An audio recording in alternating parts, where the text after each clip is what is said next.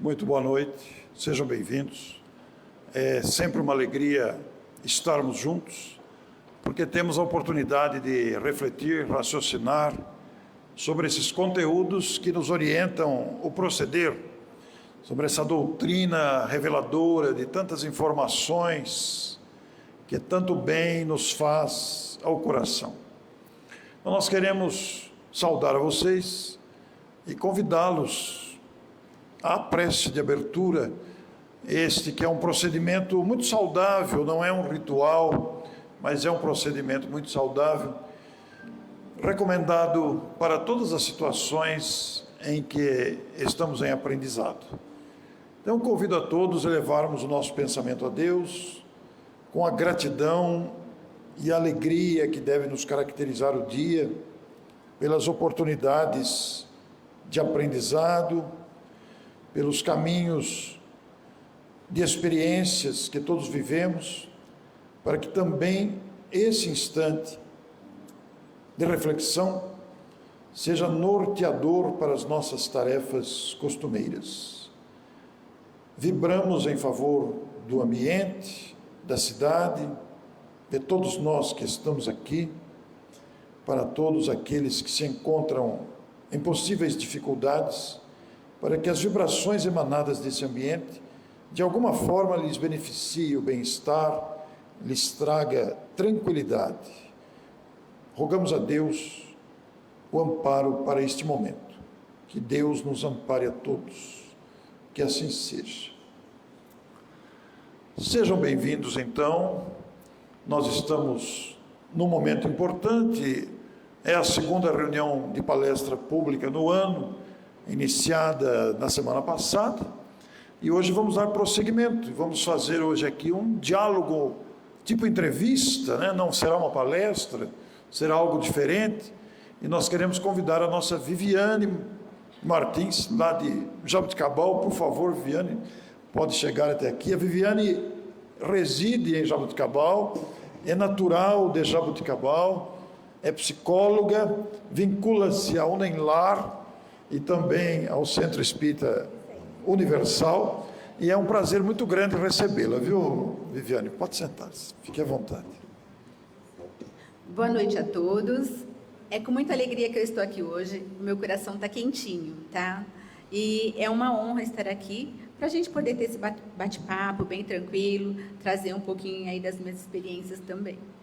A Viviane, além do trabalho profissional como psicóloga, nos atendimentos clínicos, a Viviane também atua no atendimento fraterno, no acolhimento de pessoas nas instituições, nas duas instituições ou em uma só? Em uma só. No Universal, né? Isso, na Universal. No Universal, que é o centro onde nós recebemos habitualmente aqui o Rodrigo Gírio, o Fernando Reis, o Fernando Arrobas, que são participantes desta casa, onde a nossa Viviane também está integrada.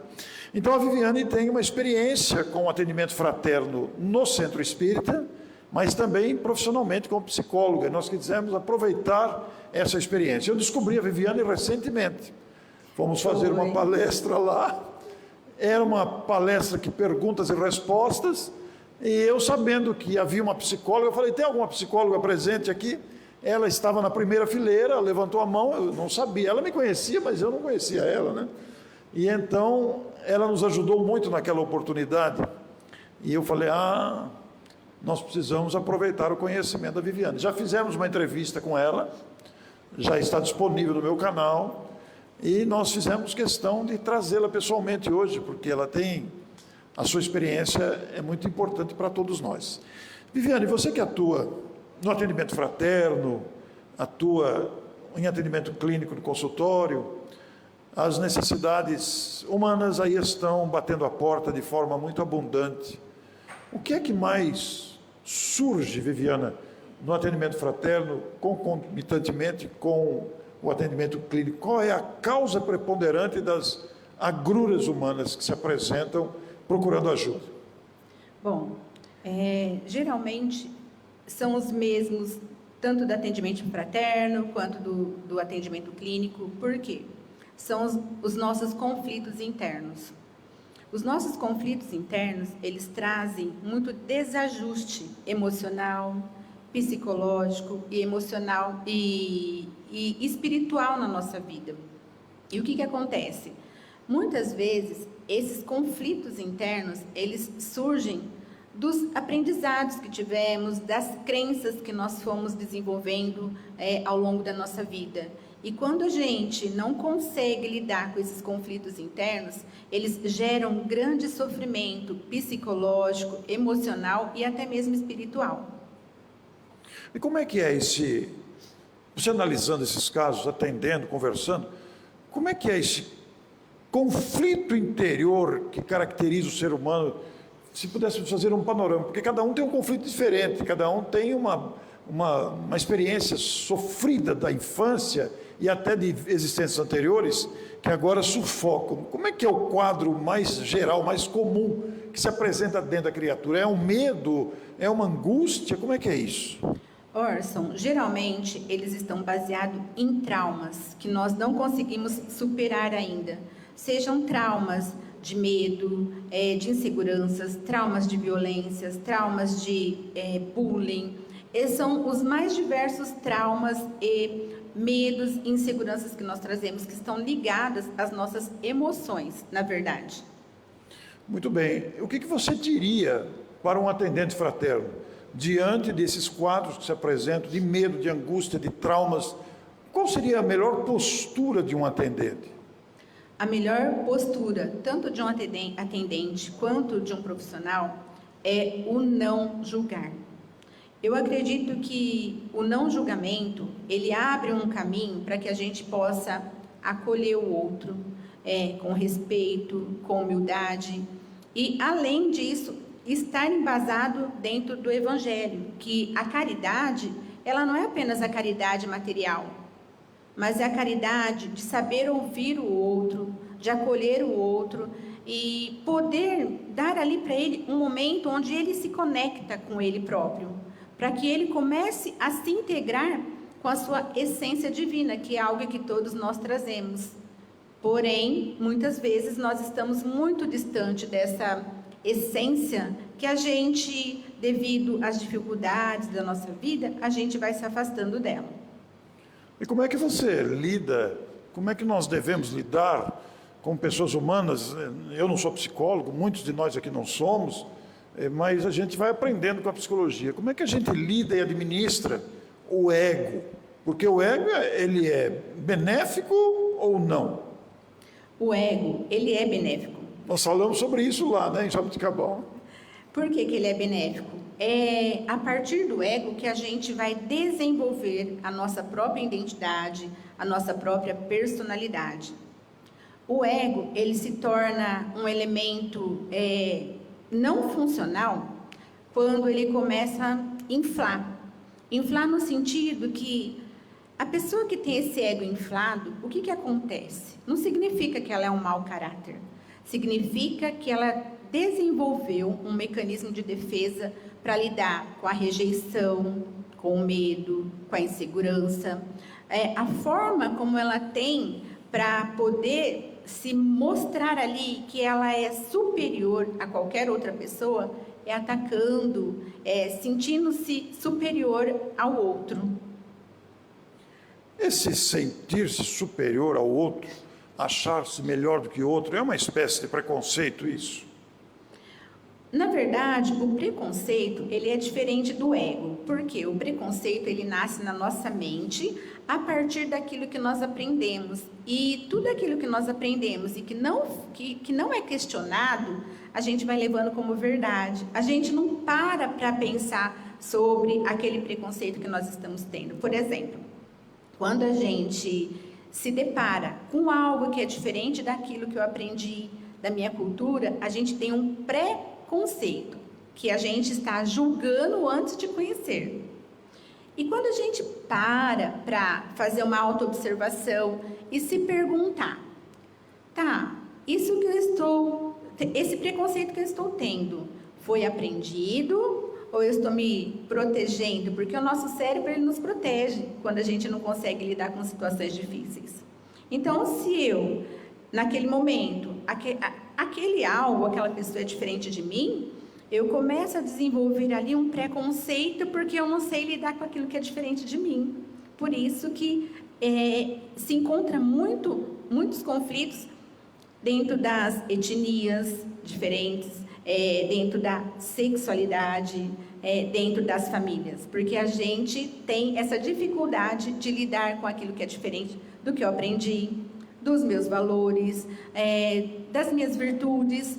Porém, quando a gente começa a entender que nós somos seres que estamos em estágios evolutivos diferentes e que cada um está no seu tempo, a gente aprende a ser mais empático e a respeitar as pessoas que são diferentes de nós, em diferentes caracteres, porque nós não somos melhores que ninguém. E quando a gente consegue entender isso, a gente desenvolve a humildade, o amor, que é o que Jesus pregou na terra.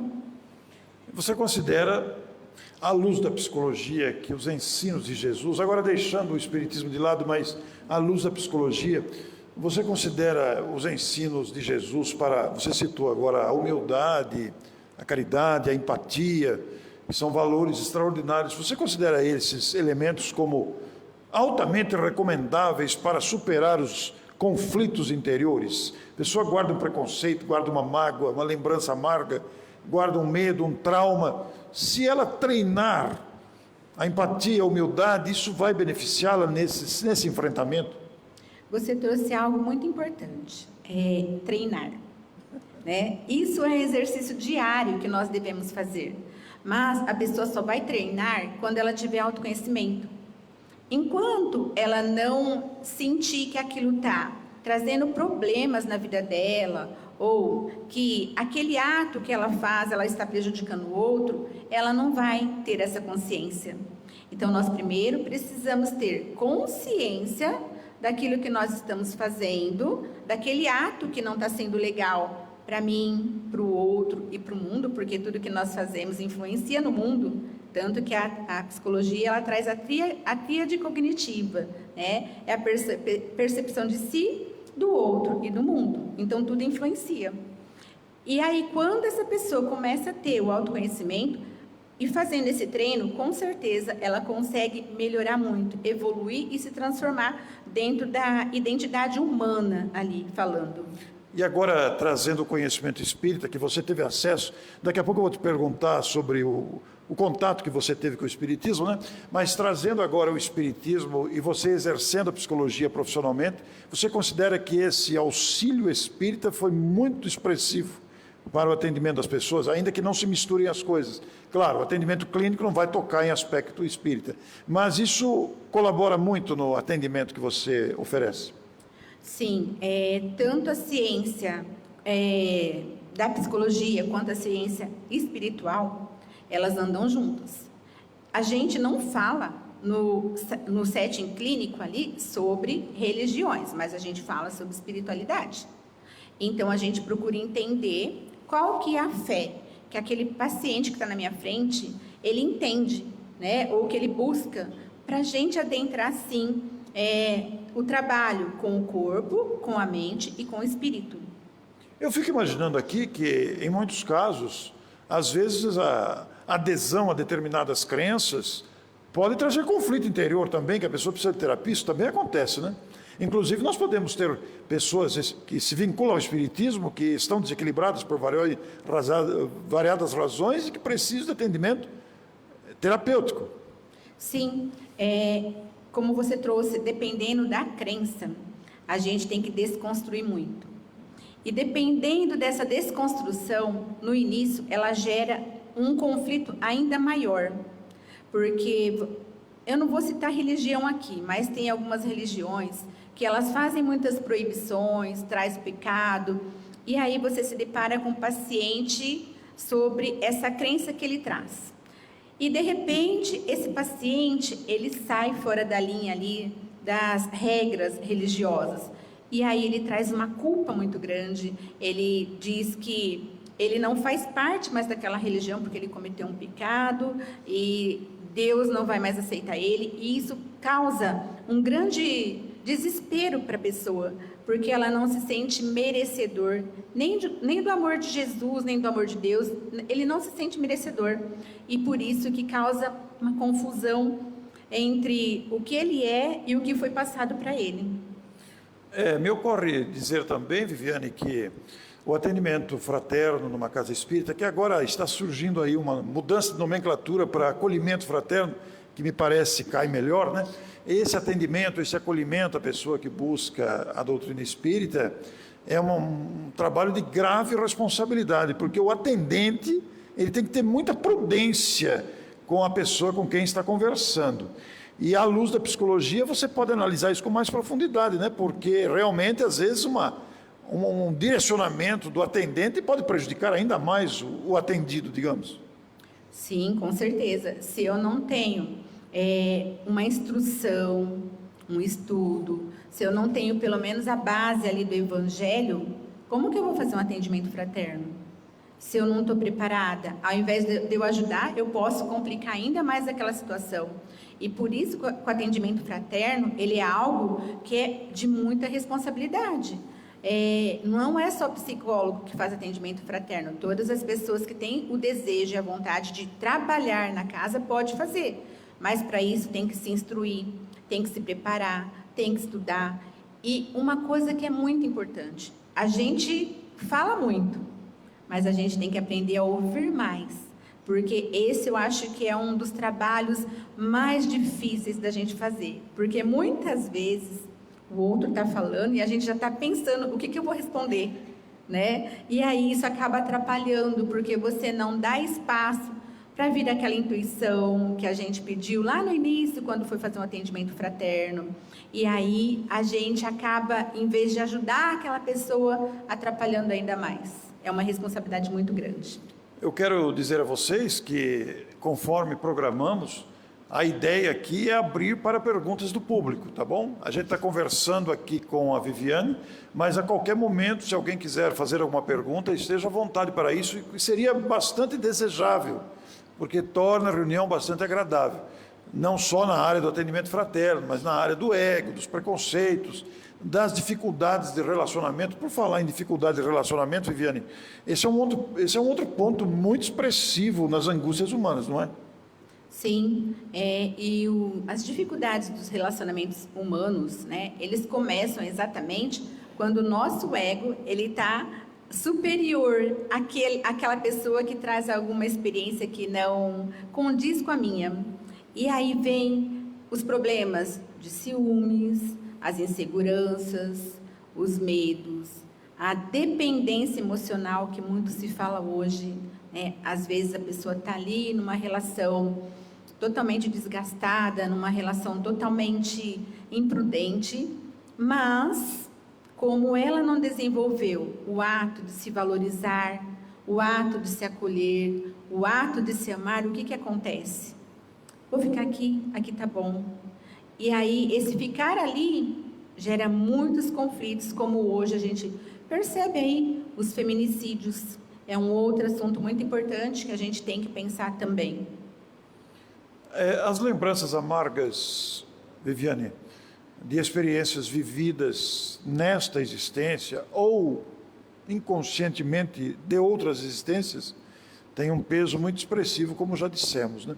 Existe uma dica para vencer lembrança amarga, tortura, complexos, traumas vividos na infância, na adolescência, ou ainda que não lembrando mais de existências anteriores? Como é que a gente lida em perceber isso e tem uma dica prática para isso? Olha, eu não tenho uma dica prática, tá? Mas quando a gente começa a trabalhar o autoconhecimento, a autodescoberta, a se reconhecer como pessoa, nós começamos a buscar outros caminhos. Por quê? Os traumas, as dores humanas, elas são inerentes a cada um de nós. Porém, quando eu começo a olhar para a minha dor e entender que aquela dor ela não é uma punição, e sim uma escala evolutiva para eu transformar o meu ser, a gente aprende a perdoar e o auto-perdão. O que significa isso? Que eu vou perdoar, eu vou esquecer os meus traumas, as minhas dores. Não. Porque aquela história faz parte da nossa vida. Aquelas vivências traumáticas influenciaram sim no nosso desenvolvimento. Porém, eu gosto de trazer uma metáfora que ela faz muito sentido para esse caso. É a mochila invisível. Quantos de nós não trazemos uma mochila invisível nas nossas costas e trazemos dentro dessa mochila dores, medos, inseguranças, traumas, responsabilidades que não são nossas, e muitas vezes a gente vai levando até não aguenta mais. Aí quando a gente não aguenta, a gente adoece, e quem sabe é nesse ponto que a gente toma consciência que eu preciso olhar para mim. E olhar para mim não é egoísmo, se cuidar não é egoísmo, se amar não é egoísmo, mas a partir do momento que você pega as responsabilidades do outro, você tira a oportunidade do outro crescer também. Esse é um aspecto muito interessante, né? Querer resolver os problemas alheios, esquecendo de si, e tirando a oportunidade do outro também aprender, né? Esse é mais grave.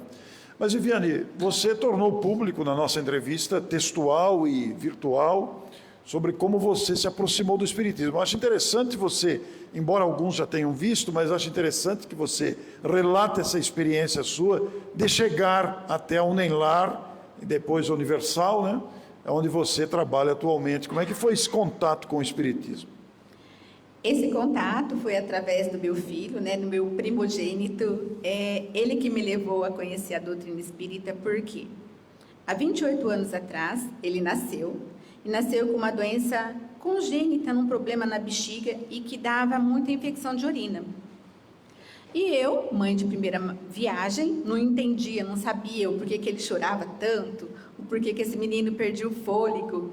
E aos 10 dias ele foi diagnosticado com refluxo e com uma infecção altíssima.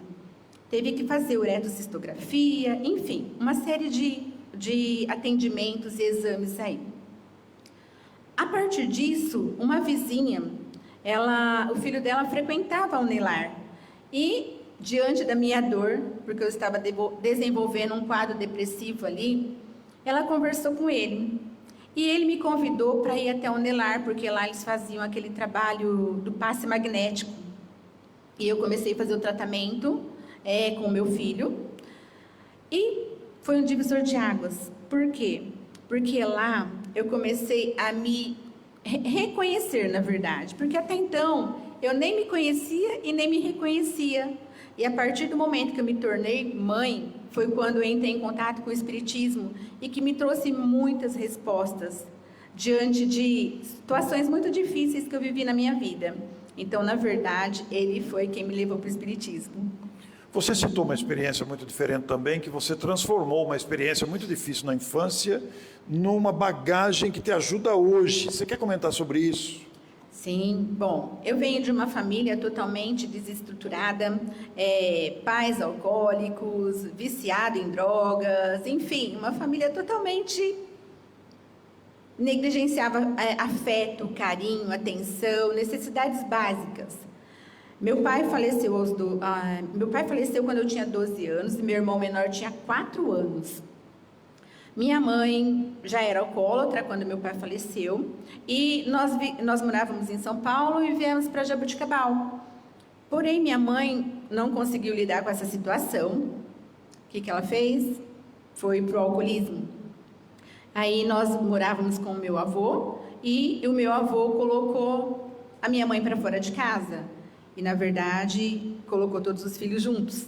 E foi uma situação muito difícil para nós, porque eu não entendia, né? Eu sentia falta de tudo. Na verdade, a minha família não tinha amor, não tinha nada, mas a gente estava tudo junto ali. E quando eu me vi nesse momento, foi uma situação muito dolorida. Porém, toda essa situação que eu vivenciei, eu não sinto revolta. Eu fui, sim, uma pessoa muito revoltada. Eu não aceitava o porquê que aquilo acontecia comigo, eu não aceitava o porquê que minha mãe era assim, meu pai era assim, não aceitava. Mas, através do Espiritismo, eu conheci o bem e o mal sofrer, que foi onde eu comecei a entender que as nossas dores, as nossas provas, elas não são punições. e sim é uma oportunidade que a gente tem para fazer diferente. Tá, se você passou por situações que te machucaram, que foi muito difícil para você, então por que a gente não pode fazer diferente? Por que eu preciso carregar esse trauma, essa dor até hoje? Por que eu não posso ajudar outras pessoas através da minha experiência? Então, essa experiência para mim foi muito importante. Eu não sei se foi a respeito disso que você perguntou. Você diz que toda essa experiência você usa hoje como retaguarda positiva para a sua vivência atual, é isso mesmo? Exatamente, é o que eu disse, porque quando eu trouxe essa experiência para a minha vida profissional até, isso me ajuda muito, porque eu consigo ter uma visão diferente das dores humanas. Por quê? É difícil quando você está passando essa dor. Não é tão simples assim, tá, fez parte da minha vida. Gente, eu não estou dizendo que é fácil, mas a gente tem que aprender e a entender que as nossas dores, elas vêm para te tirar do lugar que você está, de um conforto que, na verdade, de conforto não tem nada. E quando essa dor, ela vem, ela te chacoalha, ela faz você crescer. Até porque, já vou colocar um pouquinho aí, eu sempre tive um sonho de ser psicóloga, mas, diante da minha situação, ninguém falaria que eu seria psicóloga hoje, nem mesmo minha família que está aqui comigo hoje, porque eu não tinha condições, tá? Mas eu nunca esqueci a psicologia, ela sempre esteve presente na minha vida. E quando eu fui trabalhar numa empresa, que eu trabalhava na área de recursos humanos, eu comecei a lidar com pessoas, e aquele sonho que ficou adormecido lá na minha infância, ele começou a surgir novamente. E aí eu falei, por que não, né? Mas ainda não dá, eu não tinha condições ainda. Porém, o universo conspirou ao meu favor. Mudou ali a liderança da empresa, e aí eles me convidaram para uma conversa. Eles queriam que eu fizesse uma faculdade. Eu tinha a tecnologia em administração e eles queriam que eu fizesse uma faculdade. Foi minha oportunidade, né? Eu falei assim, bom, eu posso fazer psicologia? Mas psicologia, não, faz administração. Eu falei, não. Levaram lá para a reunião e tal. E aí, na semana seguinte, eles falaram, olha, você pode fazer a psicologia, mas eu quero só ver se você vai dar conta disso. E passou, gente, 5 anos, época difíceis, e deu certo. E aí que eu falo que não foi eu que escolhi a psicologia, foi a psicologia que me escolheu, porque senão não ia conseguir fazer tudo isso. E hoje você se sente bem como psicóloga? Muito. Eu falo que eu me sinto realizada, não por ser psicóloga, mas por poder pôr as minhas experiências em prática, né? Porque estar ali diante de uma pessoa que traz vários tipos de sofrimento é também acolher, é também você estar ali presente com amor, com dedicação, e acaba sendo um instrumento ali do trabalho de Jesus também, né? Acaba sendo. E como você se sente atualmente no trabalho de atendente de pessoas, de ouvinte de pessoas no Centro Espírita? Como é que é essa experiência? Bom, essa experiência para mim foi um chamado muito importante. Por quê? Foi na época da pandemia, a Unilar, ela parou todos os trabalhos dela. E aí foi no momento que eu senti necessidade de buscar o atendimento fraterno. Estava passando por um momento muito difícil e na época eu não tinha condições de pagar um psicólogo e tal. Fiquei sabendo que lá tinha um atendimento fraterno. Fui lá. Gente, eu fui tão bem acolhida, chorei muito. Eu saí de lá aliviada. E foi aí que eu falei, por que não ajudar as outras pessoas? Assim como eu fui ajudada. Então eu falo que o atendimento fraterno, ele foi um chamado muito especial para mim, porque foi através do meu conhecimento que eu estou conseguindo ajudar algumas pessoas, porque a gente não vai conseguir ajudar todo mundo. E a gente também não precisa ajudar todo mundo, porque ninguém quer ser salvador aqui. A gente pode ser um ponto de apoio, mas não salvador da terra. Muito bem. Alguma pergunta? Alguém quer dirigir alguma pergunta? Esteja à vontade. A oportunidade é de interação mesmo. Não? Ana Beatriz, quer fazer alguma pergunta, Ana Beatriz? Castelo? Isabelle? Isabelle é uma jovem palestrante, viu? Se quiserem, é claro, né? O objetivo é provocar uma interação. Leire, gostaria de fazer alguma pergunta? Então, por favor. Não, está gravando. No atendimento fraterno, quando alguém nos procura, por exemplo, que vem com os mesmos traumas, os mesmos conflitos, e que a gente se depara, a gente sentindo também esse mesmo conflito. Como trabalhar isso? Excelente pergunta. Porque isso surge muito, tanto no atendimento fraterno quanto na clínica. E o que eu aprendi na faculdade? Até porque o psicólogo também é uma pessoa, né? Exatamente, né? O que eu aprendi? Que as nossas experiências, ela não pode influenciar a experiência do outro, porque a forma como eu lidei com as minhas experiências não é a mesma forma que o outro vai lidar. E não é ser neutro, é entender que aquilo está acontecendo comigo, reconhecer. Nossa, o que essa pessoa está me trazendo está gerando alguma emoção aqui dentro de mim.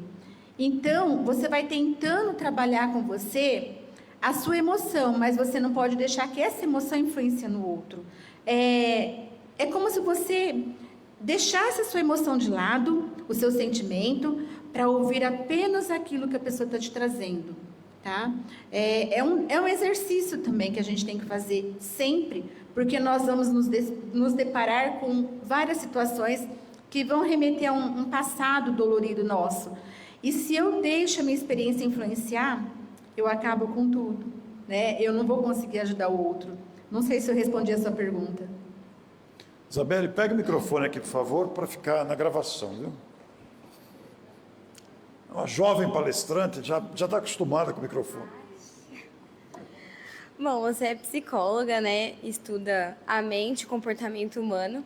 E acho que para a gente conseguir evoluir de maneira satisfatória, coerente nessa encarnação, é necessário que a nossa mente esteja saudável, funcionando bem, né? A gente precisa preparar a mente para o espírito evoluir. Aí você falou de treinar isso, de trabalhar isso. Como seria isso? Como a gente pode melhorar o funcionamento da nossa mente para conseguir que o nosso espírito evolua de maneira mais coerente mesmo? Como é que é o treino, né? Como é que é o treino, Viviane? Tudo começa com o nosso pensamento. Nós precisamos observar, desde a hora que acordamos até a hora que vamos dormir, que tipo de pensamentos eu estou tendo. E até mesmo fazer uma escrita terapêutica, porque através da escrita você consegue identificar melhor e mais palpável o que você está pensando durante o dia. Se você tem pensamentos, maioria deles, né, autodestrutivo, pensamentos negativos, pensamentos que eu não sou capaz, eu não vou conseguir, todo mundo consegue menos eu, a vida é ingrata comigo, qual será a sua reação e o seu comportamento? Aí você, a partir desse treino, do que você está pensando, você vai trabalhando outras formas pensamento, porque o pensamento, a gente tem que entender que o pensamento, ele não é real, ele é apenas um pensamento, mas tudo atrapalha porque eu acredito naquele pensamento como se ele fosse a fala real, e aí isso começa a prejudicar a nossa emoção, o nosso comportamento, porque eu tenho um pensamento que gera uma emoção e que gera um comportamento. Então, tudo começa no nosso pensamento. Esse é o treino diário. Começa a observar o que você tem pensado. Se a maioria dos seus pensamentos, eles são positivos ou negativos. Mas uma coisa é importante, nem sempre a gente vai ter pensamentos bons, tá? E tá tudo bem, porque senão a gente cai naquela armadilha que para eu estar mentalmente saudável, eu preciso ter só excelentes pensamentos, eu tenho que estar em perfeito estado de comunhão e ninguém chega a isso. Não agora, só a partir do momento que a gente se conhecer muito, né? E cada vez que você vai fazendo esse exercício, você vai ver que você consegue mapear os seus sentimentos para saber o exercício que você precisa tornar mais real e verdadeiro na sua vida. Mas esse exercício ele tem que ser verdadeiro, a gente não pode mentir para a gente. É um treino, né? Viviane, como é que se lida com a culpa? É outro grave problema humano, né? Que castiga muito. A culpa é um dos fatores que mais leva à depressão. Por quê? Vamos imaginar que uma mãe se sente culpada porque o seu filho não deu certo na vida. Uma mãe se sente culpada porque o relacionamento dela não deu certo. Ou uma pessoa se sente culpada pelo que aconteceu com o outro. E aí ela vai trazendo tanta culpa, e essa culpa vai virando mágoa, vai virando raiva, e aí chega um determinado momento que ela já não consegue mais lidar com aquela culpa, porque aquela culpa já virou várias emoções. E quando essas emoções, elas chegam ali num processo que ela vai começar a se sentir inferiorizada, porque eu sou culpada de tudo, ela vai se sentir insegura, amedrontada, aí essa culpa vai gerar várias doenças. Por isso que é tão importante que a gente aprenda a ser sincero conosco e entender o que é responsabilidade minha, o que é responsabilidade do outro, tá? Não é tirar a nossa responsabilidade de servir, mas é a gente aprender a servir com consciência e com presença. Seria o mesmo que admitir que a gente também erra, né? Com certeza, todos nós erramos. E o erro faz parte do nosso processo evolutivo, né? E quando a gente fala, como eu disse para ela, fazer um treino de tentar observar os seus pensamentos, é justamente isso. E às vezes a gente vai conseguir e outras vezes não. Tem vezes que a gente acorda bem e consegue ter um dia bom. Outras vezes a gente não tem um dia tão bom, mas significa que eu estou regredindo? Não. Significa que eu caí, eu levanto e começo de novo. É como o Waze, vamos recalcular a rota? Né? É sobre isso. É importante a gente pensar nisso. Alguma pergunta? Cíntia? Sobre o que você falou, né, que todo mundo erra. E a gente vai continuar errando, porque a gente ainda é muito imperfeito. Aí eu queria saber qual é a orientação que você dá quando alguém chega falando que está extremamente arrependido de alguma coisa. O arrependimento, ele é um ato importante. Por quê? Quando a gente se arrepende, significa que a gente está tomando consciência da autorresponsabilização. Então, quando eu me arrependo de algo, significa que eu estou desenvolvendo o autoconhecimento. O arrependimento ele é importante, porque ele vai te mostrar algo que você fez e que talvez feriu o outro, feriu a si. E então, a partir desse arrependimento, você consegue construir uma percepção diferente daquilo que você fez, daquele ato que você fez ali, para fazer diferente. O arrependimento ele é algo que faz muito sentido na nossa vida para que a gente evolua. Não para ficar lá se vitimizando porque eu fiz isso, não. Mas para olhar para ele e entender que nós não somos seres perfeitos e que nós vamos errar muito ainda. Mas a cada dia que eu me torno 1% melhor, eu estou evoluindo. E aí é o objetivo do Espiritismo, né? Exatamente. Nos fazer melhores. Mais alguém? Temos alguns minutos ainda. Ana Beatriz, por favor.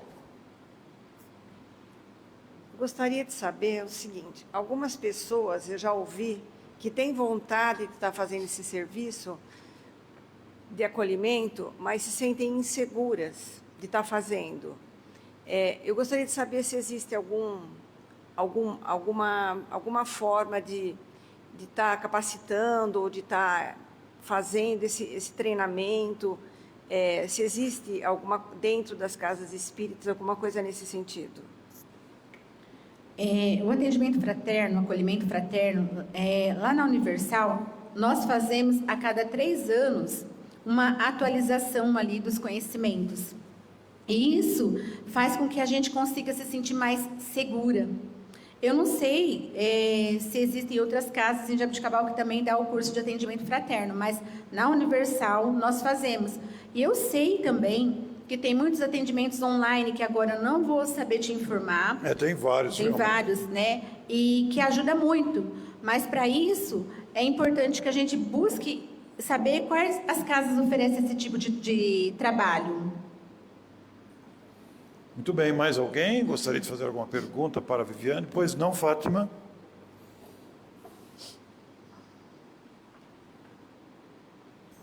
Viviane, sendo você uma profissional da psicologia e também atendendo no centro espírita, né?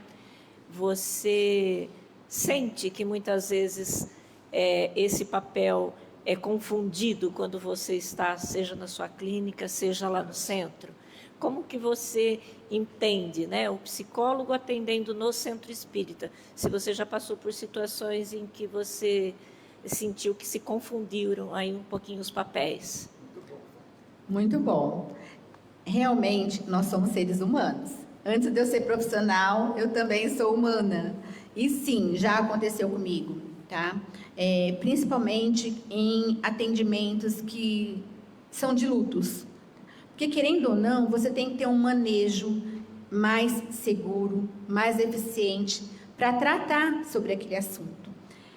Eu não sou psicóloga dentro do atendimento fraterno, porém, em alguns momentos não tem como eu não utilizar alguma ferramenta, né, ou alguma técnica dentro do atendimento. Não que eu faça isso sempre, mas em alguns momentos não tem como eu diferenciar, tá? Até porque a experiência fala mais alto, né? Sim. Mais alguém, gente? Eu queria aproveitar aqui. Pois não, Leire. Fala no microfone para gravar. É importante. Só pegando um gancho da Cíntia, eu queria saber, porque são emoções que a gente vai conduzindo a nossa vida, né? Se o arrependimento é um dos primeiros passos para o auto-perdão.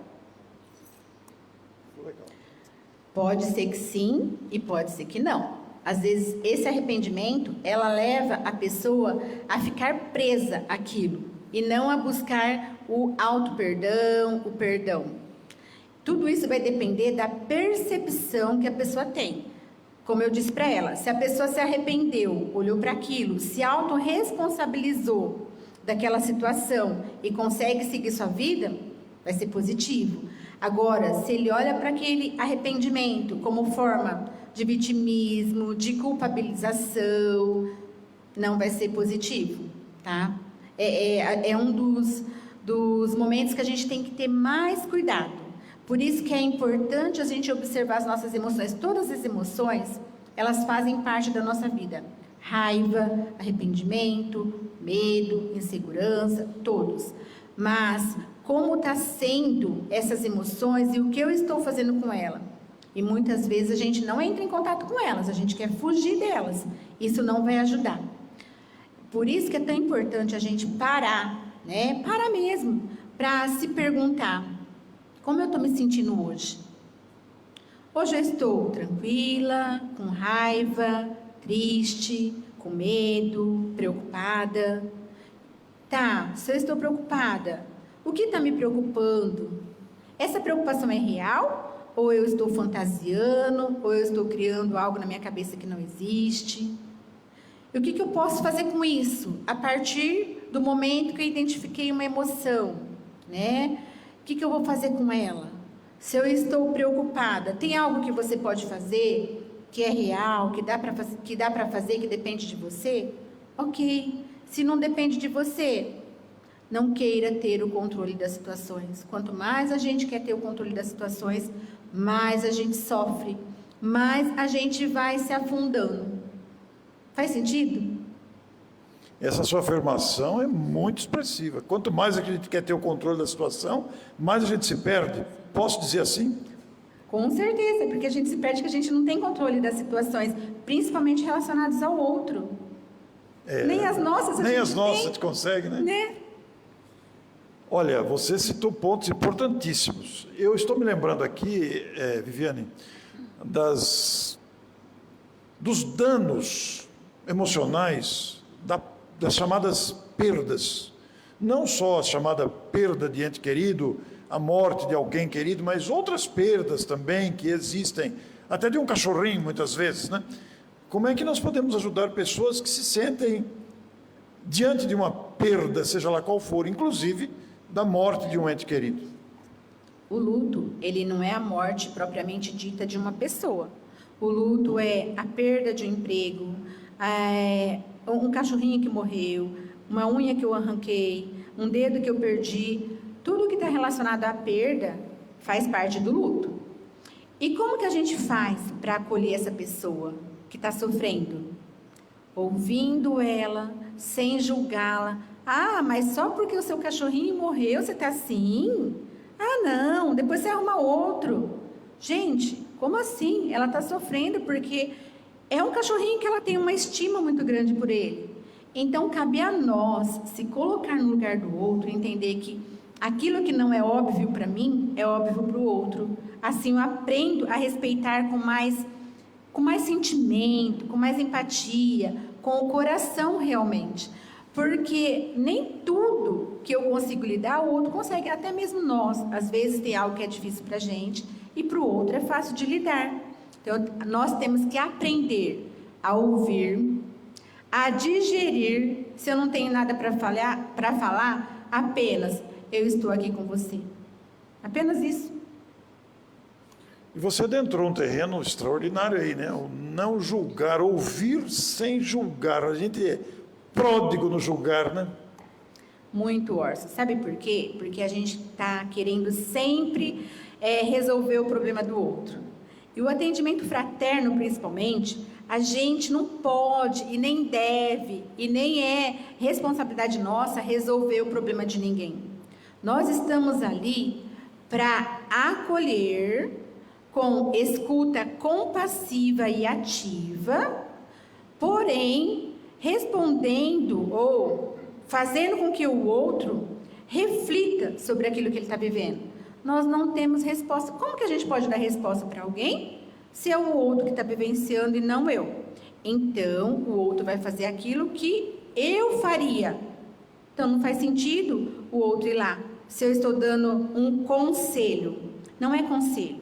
É a gente apenas ouvir o outro e entender que o outro está trazendo uma problemática, mas que ele que tem que buscar a solução daquele problema. Nós não vamos solucionar o problema de ninguém. E muitas vezes, eu já escutei isso várias vezes. Ah, eu vou lá porque vão resolver o meu problema. Gente, ninguém resolve o problema de ninguém. O problema de cada um é cada um que vai resolver. A partir do quê?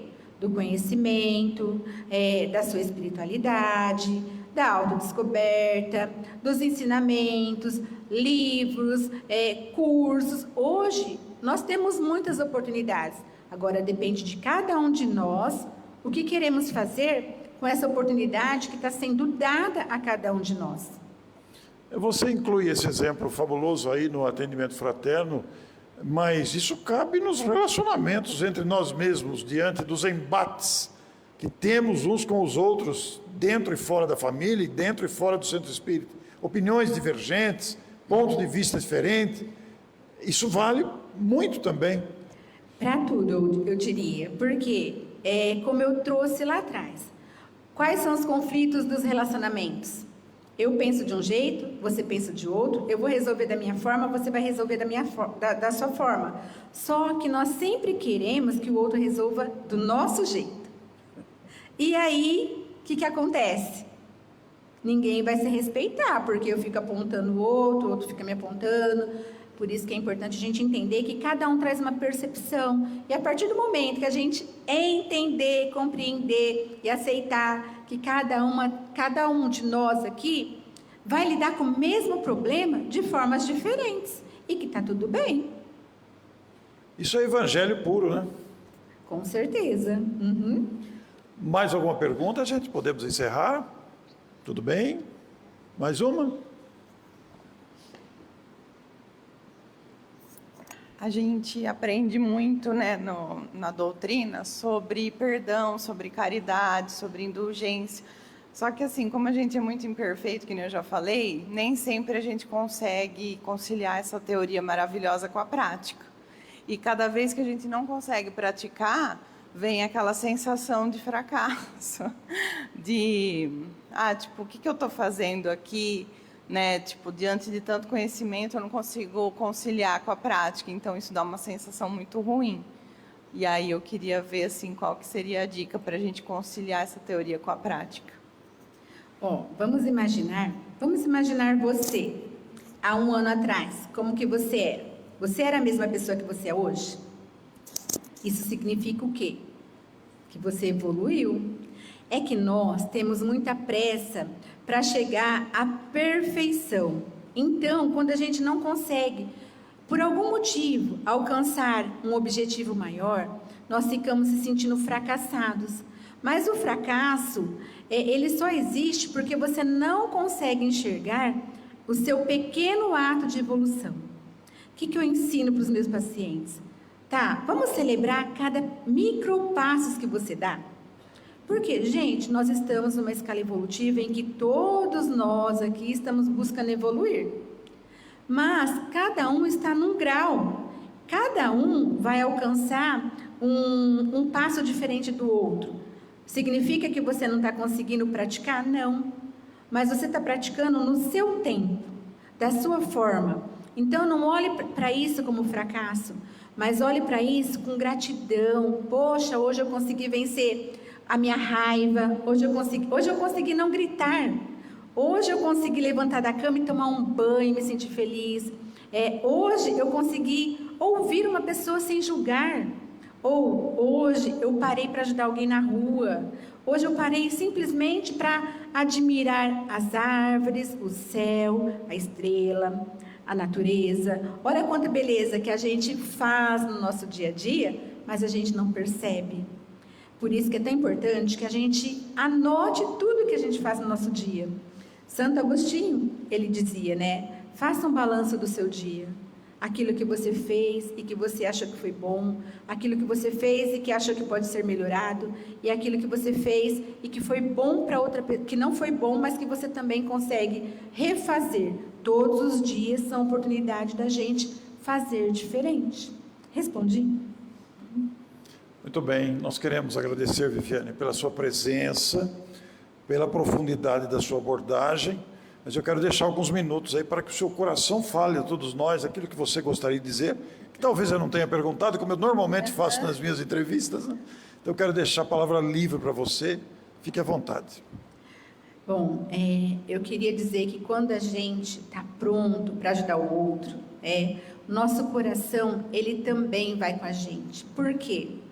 Quando a gente se dedica, não só ao atendimento fraterno, mas principalmente no nosso trabalho, na nossa casa, com o nosso vizinho, ou com qualquer pessoa que seja, a gente está fazendo atendimento fraterno. E que nós possamos sair daqui hoje pensando assim: hoje eu vou ouvir mais sem julgar. Por quê? Porque eu vou dar espaço para o outro poder ser quem ele é, para que ele se sinta acolhido, para que ele possa ter alguém que ouve ele sem julgamentos. Gente, isso é uma caridade que não vai ter preço. O outro vai se sentir muito acolhido e o nosso coração vai ficar quentinho, porque a gente está conseguindo praticar o amor, a caridade e a escuta. Então, eu espero de coração ter trazido alguma informação positiva aqui para vocês e que vocês possam sair daqui pelo menos olhando para si e não se julgando pelo menos a si, e depois pratique isso com o outro. Essa é a mensagem que eu quero deixar do fundo do meu coração. Muito obrigado.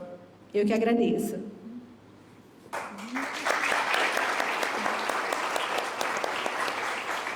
Muito grato, Viviane. Fique à vontade se quiser voltar. Tem livro para sortear hoje? Viviane, quais os números? Diz o número de 1 a 40, por favor. 35. Número 35. Quem vai ganhar o livro hoje? Perdoar e se perdoar. Muito bem. Nós agradecemos profundamente a Viviane. Eu e Viviane temos trocado muitos contatos.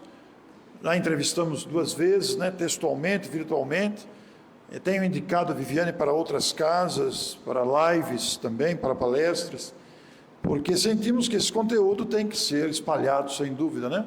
A experiência de cada um tem valor para muitos. Então, nós queremos agradecer a sua presença, viu, Viviane, a sua família que aqui está hoje. É uma honra muito grande. Nós queremos, então, pedir aos nossos amigos que aplicam passe se dirigirem à sala de passe. Depois nós vamos fazer a prece. E aqueles que desejarem, após a prece, receber o passe, poderão postar-se aqui à minha esquerda. Algum recado importante, Leire? Hoje não, né? Começando o ano, tudo na calma, né? Tudo na tranquilidade.